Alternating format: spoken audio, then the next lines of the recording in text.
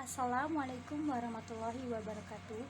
Pertama-tama, marilah kita panjatkan puja dan puji syukur atas kehadirat Allah Subhanahu wa Ta'ala yang telah melimpahkan nikmat dan hidayah kepada kita, sehingga kita bisa menjalankan kegiatan ini dengan baik.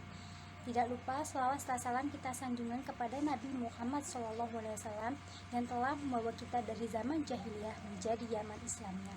Semoga kita mendapat syafaat beliau di akhir nanti. Amin, amin ya rabbal alamin. Yang saya hormati Bapak Dosen Ali Kartawinata selaku dosen pengampu mata kuliah logika di kelas BKI 2B. Tidak lupa juga teman-teman yang saya sayangi. Kami dari kelompok 7 yang beranggotakan saya sendiri Dewi Puspitasari, selanjutnya Arum Natalia Putri, selanjutnya Julian Bujana, Wulan Wisnu Aji, dan Muhammad Habib Ghazali. Kami ingin mempresentasikan hasil diskusi kami mengenai teori dan paradigma. Materi yang pertama yaitu teori. Teori merupakan sebuah rumusan atau pernyataan yang berasal dari interpretasi seseorang terhadap fakta-fakta atau penjelasan mengenai gejala-gejala yang terdapat dalam dunia fisik.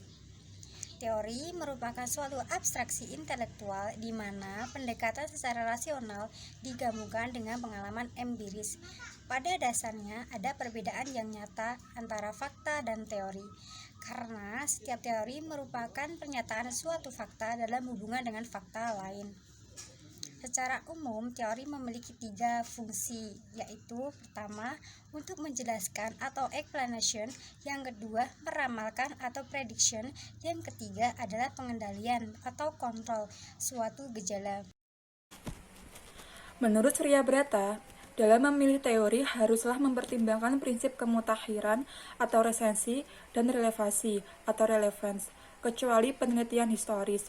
Penelitian ini perlu menghindarkan menggunakan bacaan yang sudah lama, karena sumber yang lama mungkin memuat teori dan konsep yang sudah tidak berlaku lagi, yang kebenarannya sudah dibantah oleh teori yang lebih baru atau hasil penelitian yang lebih kemudian. Prinsip relevansi sendiri maksudnya adalah bahwa sumber teori haruslah relevan atau terkait dengan masalah yang sedang digarap. Apabila suatu peneliti hendak menyelidik tentang sikap remaja terhadap tata tertib sekolah, maka haruslah dilakukan kajian teori tentang sikap, remaja, dan tata tertib sekolah sebagai dasar pijakan penelitian tersebut.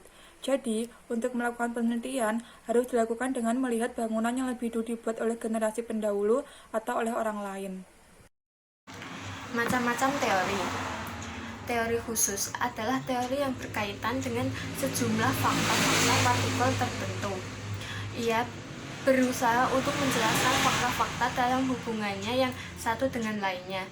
Ia harus sesuai dengan fakta-fakta yang diketahuinya, tetapi juga harus berhasil mengidentifikasi beberapa fakta atau sejumlah fakta yang selama itu belum diketahui.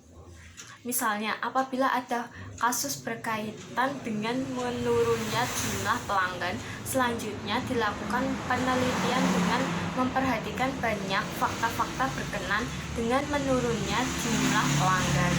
Akhirnya ditemukan suatu teori yang dipakai untuk mengatasi menurunnya jumlah pelanggan tersebut. Kedua, teori umum adalah suatu pernyataan apabila ia benar, maka ia benar secara universal. Teori tersebut berlaku sepanjang waktu, di semua tempat dan semua keadaan, serta semua permasalahan yang sesuai dengannya. Suatu generalisasi merupakan teori yang bersifat umum. Misalnya sebuah pernyataan yang berbunyi, bertambahnya permintaan akan menaikkan harga barang. Bertambahnya penduduk itu menurut deret ukur, sedangkan bertambahnya makanan seperti deret hitung. Paradigma. Menurut Harmon dalam Mauleong tahun 2004 nomor 49, paradigma adalah cara mendasar untuk melakukan persepsi, berpikir, menilai, dan melakukan yang berkaitan dengan sesuatu secara khusus tentang realitas. Menurut Bogdan dan Bigland dalam McKenzie dan Knipe tahun 2006 menyatakan bahwa paradigma adalah kumpulan longgar dari sejumlah asumsi, konsep, atau proposisi yang berhubungan secara logis yang mengarahkan cara berpikir dan penelitian. Dari dua pengertian tersebut, dapat kita tarik kesimpulan bahwa paradigma adalah suatu konsep, metode, dan kaidah-kaidah aturan-aturan yang dijadikan suatu kerangka kerja pelaksanaan dalam sebuah penelitian. Pandangan paradigma ini didasarkan pada hukum-hukum dan prosedur-prosedur yang baku ilmu. Ini dianggap bersifat deduktif, berjalan dari hal yang umum dan bersifat abstrak, bersifat konkret. Dari spesifik ilmu ini dianggap nomotetik, yaitu didasarkan pada hukum-hukum yang universal serta melibatkan sejumlah variabel paradigma positivistis, pada akhirnya melahirkan pendekatan kuantitatif. Saya menjelaskan tentang varian paradigma. Varian paradigma ialah penelitian, pola pikir, atau cara pandang, aliran atau mazhab mengenai keseluruhan proses, format, dan hasil penelitian. Ada 3 ragam paradigma. Yang pertama, paradigma positivis merupakan aliran filsafat yang dinisbatkan atau bersumber dari pemikiran Auguste Comte, seorang filsafat yang lahir di Montpellier, Prancis pada tahun 1798. Dan yang kedua, paradigma interpretif. Secara umum, pendekatan interpretif merupakan sebuah sistem sosial yang memaknai perilaku secara detail, langsung mengobservasi. Interpretif memiliki fakta sebagai sesuatu yang unik dan memiliki konteks makna yang khusus sebagai esensi dalam memahami makna sosial. Interpretif melihat fakta sebagai hal yang cair dan tidak kaku yang melekat pada sistem makna dalam pendekatan interpretif. Fakta-fakta tidaklah imparsial,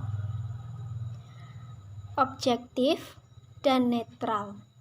Fakta merupakan tindakan yang spesifik dan kontekstual yang bergantung pada pemaknaan sebagai orang dalam situasi sosial. Dan yang terakhir yaitu paradigma kritis, di mana paradigma kritis ini tidak lepas dari Institut Penelitian Sosial yang didirikan pada tahun 1923 di Frankfurt, Institut für Sozialforschung. Didirikan pada tahun 1923 oleh seorang kapitalis yang bermakna Varian pendekatan dalam penelitian terdapat 2 pendekatan, yang itu pendekatan kuantitatif dan pendekatan kualitatif. Yang pertama, pendekatan kuantitatif merupakan pendekatan penelitian yang mendasarkan diri pada paradigma positif dalam mengembangkan ilmu pengetahuan. Beberapa ciri khas pendekatan kuantitatif adalah bersandar dengan pengumpulan dan analisis data kuantitatif, menggunakan strategi survei dan eksperimen, mengadakan pengumpulan dan observasi, melakukan pengujian teori dan uji statistik. Yang kedua yaitu pendekatan kualitatif, pendekatan penelitian yang berlandaskan fenomenologi dan paradigma konstruktivisme dalam pengembangan ilmu pengetahuan. Karakteristik pendekatan kualitatif yaitu menggunakan latar alami, menggunakan manusia sebagai instrumen utama, menggunakan metode kualitatif berupa pengamatan, wawancara, dan studi dokumen untuk menjaring data. menganalisis data secara induktif, menyusun teori dari bawah ke atas, menganalisis data secara deduktif, lebih mementingkan proses daripada hasil, membatasi masalah penelitian berdasarkan fokus, menggunakan kriteria tersendiri. Pendekatan metode gabungan. Pendekatan metode gabungan dibedakan menjadi dua bentuk, yaitu penelitian metode gabungan dan penelitian model gabungan. Dalam penelitian model gabungan, peneliti menggunakan strategis kualitatif pada satu tahapan dan strategis kualitatif pada tahapan lainnya, atau sebaliknya. Contohnya, seorang peneliti melakukan eksperimen kuantitatif dan setelah itu melakukan wawancara terhadap partisipan mengenai pandangan mereka terhadap eksperimen tersebut dan mencari tahu apakah mereka setuju dengan hasilnya. Dalam penelitian model gabungan, peneliti memadukan strategis kuantitatif dan kualitatif dalam satu atau dua tahapan yang sama.